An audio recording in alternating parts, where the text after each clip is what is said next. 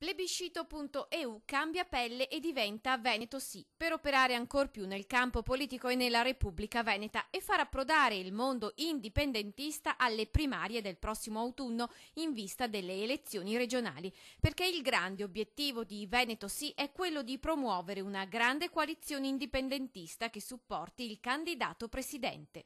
È necessario che ci sia una candidatura che abbia già dato prova di grande capacità e di visibilità mediatica, anche internazionale, e noi stiamo operando in questo senso anche con delle consultazioni primarie. Quella post referendum sarà per Veneto Sì l'estate degli incontri, nella piazza virtuale, sempre preferita, ma anche in quella pubblica. Abbiamo iniziato una campagna proprio di telemarketing molto profonda, contatteremo quindi molti cittadini veneti per chiedere loro di aiutarci, di attivarsi nella campagna per l'indipendenza del Veneto. E poi incontri serrati Pedavena, Fontanelle, Vidor, Asiago e la convention di Padova e per la fine di settembre il grande appuntamento. Una vera e propria Woodstock indipendentista, una grande festa di popolo per l'indipendenza del Veneto. Cercando il candidato alla presidenza, un leader, si diceva, e così Veneto Sì apre anche al governatore. Se Luca Zaia si mostrerà senza dubbi e senza se e senza ma a favore dell'indipendenza del Veneto, senza